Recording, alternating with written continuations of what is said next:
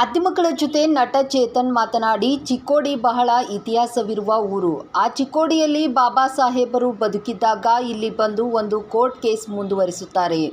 ಇಂಥ ಇತಿಹಾಸವಿರುವ ಜಾಗದಲ್ಲಿ ಬಹಳ ದುಃಖಕರ ಸಂಗತಿ ಏನೆಂದರೆ, ಇಲ್ಲಿ ರಾಮನಗರ್ ಎಂಬ ಸಿಟಿ ಒಳಗಿರುವ ಸ್ಥಳದಲ್ಲಿ 82 ಕುಟುಂಬದವರು ಸುಡುಗಾಡು ಮತ್ತು 57 ದುರ್ಗಾಮುರ್ಗಿ ಕುಟುಂಬದವರು ಇನ್ನೂ ಕಡು ಬಡತನ ಅಲೆಮಾರಿಗಳು ಗುಡಿಸಲಿನಲ್ಲಿ ಬದುಕುತ್ತಿದ್ದಾರೆ. ಇವರಿಗೆ ಯಾಕೆ ಸರ್ಕಾರ ಮನೆ ಕೊಡುತ್ತಿಲ್ಲ? ಈ ಸರ್ಕಾರ ಅಹಿಂದ ಬಗ್ಗೆ ಮಾತನಾಡುತ್ತೆ. ಇವರೆಲ್ಲರಿಗೂ ಹಕ್ಕುಪತ್ರ ಮನೆಗಳನ್ನು ನೀಡಬೇಕು ಎಂದು ಸರ್ಕಾರಕ್ಕೆ ಒತ್ತಾಯಿಸಿದರು. ಆ ಚಿಕ್ಕೋಡಿನಲ್ಲಿ ಬಾಬಾ ಸಾಹೇಬರು ಅವರು ಬದುಕಿದ್ದಾಗ ಇಲ್ಲಿ ಬಂದು ಒಂದು ಕೋರ್ಟ್ ಕೇಸ್ ಮುಂದುವರಿಸ್ತಾರೆ.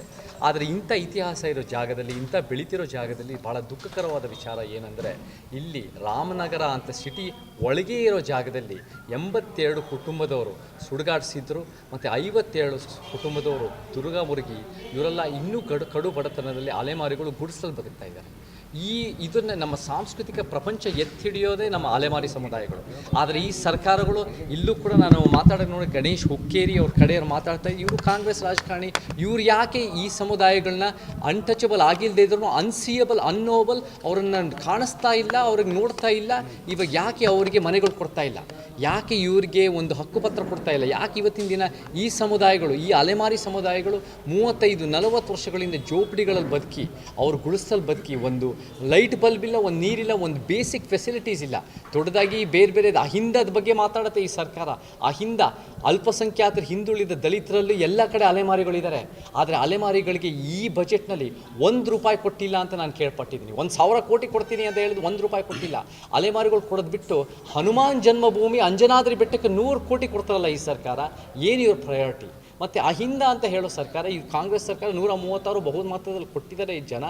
ಆದರೆ ಈ ಒಂದು ಸರ್ಕಾರ ಎಲ್ಲೋ ಒಂದು ಕಡೆ ಜಾತಿ ಜನಗಣತಿ ಬಿಡುಗಡೆ ಮಾಡ್ತಾ ಇಲ್ಲ. ಬದುಕ್ತಾ ಇರೋ ಜೋಪಡಿಗಳಲ್ಲಿ, ಗುಡಿಸಿನಲ್ಲಿ ಅದು ಕೃಷಿಕರ ಸಮುದಾಯಗಳಲ್ಲ.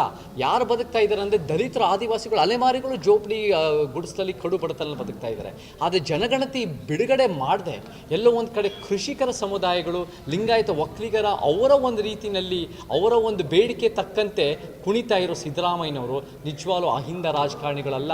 ಅವರೆಲ್ಲೋ ಒಂದು ಕಡೆ 1 ವರ್ಷದಿಂದ ಸೋಮಾರಿ ಸಿದ್ಧವಾಗಿ ಅವ್ರು ಕೆಲಸ ಮಾಡದೆ, ಅವ್ರು ಬರೀ ಟ್ಯಾಪೆ ಹಚ್ಚೋ 5 ಸ್ಕೀಮ್ಗಳು, ಅದರಲ್ಲೂ 11,000 ಕೋಟಿ SC ST TSP ದಲಿತರ ಆದಿವಾಸಿ ಹಣ ತೊಗೊಂಡು ಅವ್ರು ಮಾಡ್ತಾ ಇದ್ದಾರೆ. ನಮಗೆ ಇದು ಭಾಳ ದುಃಖ ಆಗುತ್ತೆ. ಮತ್ತು ಮುಖ್ಯವಾಗಿ ಸಿದ್ದರಾಮಯ್ಯ ನಿಜವಾಗ್ಲೂ ಬ್ರಾಹ್ಮಣ್ಯ ರಾಜಕಾರಣಿ ಅಲ್ಲ ಅಂದರೆ ಯಾಕೆ ಹಾಲು ಮತದ ಕುರುಬರನ್ನ STಗೆ ಸೇರ್ಸಕ್ಕೆ ಹೋಗಿದ್ದಾರೆ, ಶಿಫಾರಸು ಮಾಡಿದ್ದಾರೆ? ಯಾಕೆ 1 ವರ್ಷದಲ್ಲಿ ನೀವು ನಿಜವಾಗ್ಲೂ ನಮ್ಮ ಶೋಷಿತ ಪರವಾಗಿ ಭೂ ಸುಧಾರಣೆ ಮಾಡಿದ್ದೀರಾ? ದೊಡ್ಡ ಮಟ್ಟ ಸಿದ್ದರಾಮಯ್ಯವರು ಹೇಳ್ತಾರೆ BJP ಮೀಸಲಾತಿ ವಿರೋಧಿಗಳಂತ. BJP ಎಷ್ಟು ಮಟ್ಟಿಗೆ ಮೀಸಲಾತಿ ಬಗ್ಗೆ ಜ್ಞಾನ ಇದೆ ಅದು ಬೇರೆ ಪ್ರಶ್ನೆ. ಆದರೆ ಸಿದ್ದರಾಮಯ್ಯನವರು 1 ವರ್ಷದಲ್ಲಿ ಅಥವಾ 6 ವರ್ಷಗಳಿಗೆ ಯಾವ ದೊಡ್ಡ ಮಟ್ಟದ ಮೀಸಲಾತಿ ಯೋಚನೆ ಮಾಡಿದ್ದಾರೆ ನಮ್ಮ ಅಲೆಮಾರಿಗಳಿಗೆ, ನಮ್ಮ ದಲಿತರಿಗೆ, ನಮ್ಮ ಆದಿವಾಸಿಗಳಿಗೆ? ಸೊ ಈ ನಿಟ್ಟಿನಲ್ಲಿ ನನಗೆ ಎಲ್ಲೋ ಒಂದು ಕಡೆ ಅಲೆಮಾರಿಗಳು ನಿರ್ಲಕ್ಷ್ಯ ಆಗ್ತಾ ಇದೆ. ಅಲೆಮಾರಿಗಳಿಗೆ ಅವ್ರ ಜೋಪಡಿಯಲ್ಲಿ ಬದುಕ್ತಾ ಇದ್ದಾರೆ, ಅವರಿಗೆ ಕಡು ಬಡತನಲ್ಲಿ ಬದುಕ್ತಾ ಇದ್ದಾರೆ. ಈ ಅಭಿವೃದ್ಧಿ, ಈ ಒಂದು ಅತ್ಯುತ್ತಮ ಬೆಳೀತಾ ಇರೋ ಭಾರತ ಕರ್ನಾಟಕದ ವಿಚಾರದಲ್ಲಿ ಈ ಸಮುದಾಯಗಳು ನಿರ್ಲಕ್ಷ್ಯ ಆಗ್ತಾ ಇದೆ. ನಮ್ಮ ಒತ್ತಾಯ ಏನು ಅಂದರೆ, ಈ ಒಂದು 82 ಕುಟುಂಬ ಸುಡುಗಾಡಿಸಿದ್ರು ಮತ್ತು ಈ ಒಂದು 57 ಕುಟುಂಬ ದುರ್ಗಾಮುರ್ಗಿ ಆ ಸಮುದಾಯದ ಸದಸ್ಯರು ಇಲ್ಲೂ ಬಂದಿದ್ದಾರೆ. ರಾಮನಗರ ಚಿಕ್ಕೋಡಿ ಜಿಲ್ಲೆ ಚಿಕ್ಕೋಡಿ ಊರು ಒಳಗಡೆನೆ ಬದುಕ್ತಾ ಇರೋರಿಗೆ ಹಕ್ಕುಪತ್ರ ಮಾಡಬೇಕು, ಅವ್ರ ಮನೆಗಳು ಕಟ್ಸ್ಕೊಡ್ಬೇಕು, ಅವ್ರ ಮಕ್ಕಳು ಮೊಮ್ಮಕ್ಕಳಿಗೆ ಒಂದು ಉತ್ತಮವಾದ ಶಿಕ್ಷಣ ಕೊಟ್ಟು ಅವ್ರಿಗೂ ಕೂಡ ಸರಿಸಮಾನದ ನಾಗರಿಕರಾಗಿ ಬೆಳೆಯೋಕ್ಕೆ ಒಂದು ಅವಕಾಶ ಸಿಗಬೇಕು. ಬರೀ ಆಳುವ ವರ್ಗ ಅಷ್ಟೇ ಅಲ್ಲ, ನಿಮ್ಮ ರಾಜಕಾರಣಿಗಳು ಶ್ರೀಮಂತರ ಮಕ್ಕಳು, ಈ ಚಿಕ್ಕೋಡಿನಲ್ಲಿ ಶ್ರೀಮಂತರ ಮಕ್ಕಳಿಗೆ ಟಿಕೆಟ್ ಕೊಡ್ತಾ ಇದ್ದಾರೆ. ಅವ್ರ ಕೊಡುಗೆ ಏನಿದೆ? ಅವ್ರ ಕೊಡುಗೆ MP ಕ್ಷೇತ್ರದ ಕೊಡುಗೆ ಏನೂ ಇಲ್ಲದೇ ಇದ್ರೂ ಅವ್ರಿಗೆಲ್ಲ ಕೊಡ್ತೀರಾ. ಆದರೆ ಈ ಸಮುದಾಯಗಳ ಮಕ್ಕಳಿಗೆ ಏನು ಬೆಲೆ ಇಲ್ವಾ? ಈ ಸಮುದಾಯದ ಮಕ್ಕಳು ಒಳ್ಳೆ ಶಿಕ್ಷಣ ಸಿಗಬಾರ್ದಾ? ಇದು ಎಲ್ಲೋ ಒಂದು ಕಡೆ ಮಿಸ್ ಪ್ರಯಾರಿಟೀಸು. ಬರೀ ಆಳುವ ವರ್ಗದ ಪರಗ ಈ ಸರ್ಕಾರ. ಇದು ನಮಗೆ ಭಾಳ ದುಃಖ ಆಗುತ್ತೆ. ನಮಗೆ ಪರಿವರ್ತನೆ ಬೇಕು. ನಾವು ಖಂಡಿತ ಗಣೇಶ್ ಹುಕ್ಕೇರಿ ಅಂತ ನಮ್ಮ ದಲಿತರು, ಅಲೆಮಾರಿಗಳು ಎಲ್ಲರೂ ಹೋಗಿ 6-7 ಸಲ ಮಾತಾಡಿದ್ದಾರೆ.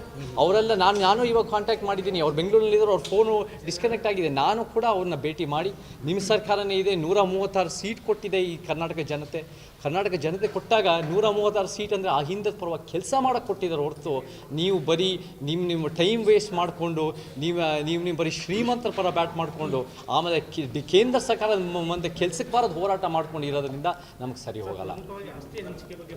ಸಾಕಷ್ಟು ವಿರೋಧ ವ್ಯಕ್ತ ಆಯ್ತದ ಬಗ್ಗೆ ದೇಶದಲ್ಲೇ ವಿರೋಧವಾಗಿದೆ. ಅದನ್ನ ಇನ್ನೂ ಕೂಡ ಚೇತನ್ ಅವರು ಸಮರ್ಥನೆ ಮಾಡ್ತಾರೆ. ಖಂಡಿತ ಸಮರ್ಥನೆ ಮಾಡ್ತೀವಿ. ಆಸ್ತಿ ಮರು ಹಂಚಿಕೆ ನಮ್ಮ ಸಂವಿಧಾನದ ಪೀಠಿಕೆಯಲ್ಲಿ ಆರ್ಥಿಕ ನ್ಯಾಯ ಅನ್ನೋದಿದೆ. ಆಸ್ತಿ ಮರು ಹಂಚಿಕೆ ನಮ್ಗೆ ಅಗತ್ಯ ಇದೆ. ಪಿತ್ರಾರ್ಜಿತ ತೆರಿಗೆ ಹಾಕಬೇಕು. ಇವತ್ತಿನ ದಿನ ಒಬ್ಬ ಕಾಂಗ್ರೆಸ್ ಸದಸ್ಯನ ಹತ್ರ 60 ಕೋಟಿ ಕಾಂಗ್ರೆಸ್ MLA, ಸಾಧಾರಣ ಕಾಂಗ್ರೆಸ್ MLA ಹತ್ರ, ಸಾಧಾರಣ BJP MLA ಹತ್ರ 17 ಕೋಟಿ, ಸಾಧಾರಣ JDS MLA ಹತ್ರ 23 ಕೋಟಿ. ಇವ್ರ ಹತ್ರ ಇಷ್ಟೊಂದು ದುಡ್ಡು ಇರುವಾಗ ಇವ್ರು ಮರು ಹಂಚಿಕೆ ಮಾಡಲ್ಲ. ಇವ್ರಿಗೆ ಮರು ಹಂಚಿಕೆ ಮಾಡಿಸ್ಬೇಕು.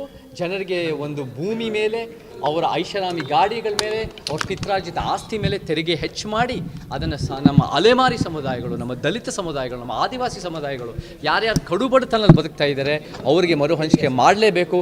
ಭೂ ಸುಧಾರಣೆಯೂ ಆಗಬೇಕು, ದೊಡ್ಡ ಮಟ್ಟದ ಬದಲಾವಣೆ ಆಗಬೇಕು. ಇದು ಸಂವಿಧಾನದ ಪೀಠಿಕೆಯಲ್ಲಿದೆ. ಇದನ್ನು ನೆಗ್ಲೆಕ್ಟ್ ಮಾಡೋರು, ಇದನ್ನು ವಿರೋಧ ಮಾಡೋರು ನಿಜವಾಗ್ಲೂ ಸಂವಿಧಾನದ ಪೀಠಿಕೆ ವಿರುದ್ಧ ಇದ್ದಾರೆ. ನಾವೆಲ್ಲರೂ ಆರ್ಥಿಕ ಮರು ಹಂಚಿಕೆ ಬಗ್ಗೆ ಪರ ಇದ್ದೀವಿ. ಅಲ್ಲಿ ನಾನು ಕುಟುಂಬಸ್ಥರಿಗೆ ಹೇಳಿದ್ದೀನಿ, ನಾವೆಲ್ಲರೂ ಸೇರಿ ಹೋರಾಟ ಮಾಡಬೇಕು. ನಿಮಗೆ ಕಷ್ಟ ಆಗಿದೆ ಅನ್ನೋ ಕಾರಣಕ್ಕೆ ನಿಮ್ಮ ಮಕ್ಕಳು, ಮೊಮ್ಮಕ್ಕಳು, ಮರಿ ಮಕ್ಕಳು ಕಷ್ಟ ಆಗಬಾರ್ದು. ನೀವೆಲ್ಲರೂ ಸೇರಿ ಗಣೇಶ್ ಹುಕ್ಕೇರವ್ರು 7-5-6 ಸಲ ಹೋಗಿದಾರಂತೆ. ಅವರು ನೆಗ್ಲೆಕ್ಟ್ ಮಾಡಿದ್ದಾರೆ, ಆದರೂ ಅವ್ರು ಗೆದ್ದಿದ್ದಾರೆ. ಅವ್ರು ಮಾಡಲಿ. ಇವಾಗ ಸರ್ಕಾರ ಅವ್ರ ಹತ್ರ ಇದೆ, ದೊಡ್ಡ ಮಟ್ಟಕ್ಕಿದೆ. ಈ ಚಿಕ್ಕೋಡಿ ಸಿಟಿನಲ್ಲೇ ಇದೆ. ಎಲ್ಲೋ ದೂರದಲ್ಲಿ ಇದ್ದರೆ ನಾವು ಅವಾಗ ಏನೋ ಒಂದು ನೋಡಿಲ್ಲ ಅಂತ ಹೇಳ್ಬೋದು. ಸಿಟಿ ಒಳಗೆ ರಾಮನಗರ, ಆಶ್ರಯ ನಗರ ಅಂತ ಇರೋ ಕಡೆನಲ್ಲೂ ಗುಡಿಸ್ತಾ ಇರೋದ್ರಲ್ಲಿ ನಮಗೆ ಕಾಣ್ತಾ ಇಲ್ಲ. ಅಂದರೆ ಭಿಕ್ಷಾಟನೆ ಹೆಚ್ಚಾಗಿರುವಂಥದ್ದು, ಜನರನ್ನ ಸಾಕಷ್ಟುವಾಗಿ ಅಲ್ಲಿ ಜನರನ್ನು ಸಾಕಷ್ಟು ಭಿಕ್ಷೆಗೆ ಬಿಡುವಂಥ ಕೆಲಸ ಅವ್ರು ನಮ್ಮ ಮನೆಯವ್ರು ಕಳಿಸ್ತಾರೆ ಅಂತ ಹೇಳಿ ಅವ್ರು ಹೇಳ್ತಾರೆ ಸರ್. ಅದ್ರ ಬಗ್ಗೆ ಯಾವ ರೀತಿ ಹೋರಾಟ? ಅಲ್ಲಿ ಭಾಳ ಕಷ್ಟದಲ್ಲಿ ಬದುಕ್ತಾ ಇದ್ದಾರೆ, ಭಿಕ್ಷಾಟನೆ ಮಾಡ್ತಾ ಇದ್ದಾರೆ. ಅವ್ರಿಗೆ ಬರೀ ಕೂದಲು ಕಟ್ ಮಾಡಿ ವಿಗ್ಗಿಗೆ ಯೂಸ್ ಮಾಡ್ತಾ ಇದ್ದಾರೆ, ಮತ್ತು ಸ್ಕ್ರ್ಯಾಪ್ ಮೆಟಲ್ ಮಾಡ್ತಾರೆ. ಅವ್ರ ಬದುಕೇ ಭಾಳ ಕಷ್ಟ. ಮತ್ತು ಅವ್ರಿಗೆ ಒಂದು ನೀರಿನ ಫೆಸಿಲಿಟಿ ಇಲ್ಲ. ನಮಗೆ ಒಂದು ನೀರು ನಿಂತು ಹೋದರೆ ಒಂದು ದಿನ ಅಥವಾ ಅರ್ಧ ದಿನ ಎಷ್ಟು ಕಷ್ಟ ಆಗುತ್ತೆ.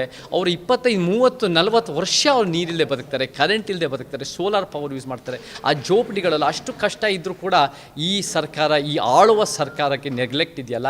ರಾಜಕಾರಣಿಗಳು ಏನೋ ಮಾಡಬೇಕು. ನ್ಯಾಯ ಸಿಗೋವರೆಗೂ ನಾವು ಫಾಲೋ ಅಪ್ ಮಾಡಿ ಅದನ್ನು ಹೋರಾಟಕ್ಕೆ ಚೇತರಿಸ್ಕೊಳ್ತೀವಿ. ಅದನ್ನು ಹೋರಾಟ ಮಾಡೋಕ್ಕೆ ರೆಡಿ ಆಡ್ಕೊತೀವಿ. ನಾವು ಅದನ್ನು ಮುಂದುವರಿಸ್ತೀವಿ. ಇದಕ್ಕೆ ನಮಗೆ ನ್ಯಾಯ ಬೇಕೇ ಬೇಕು.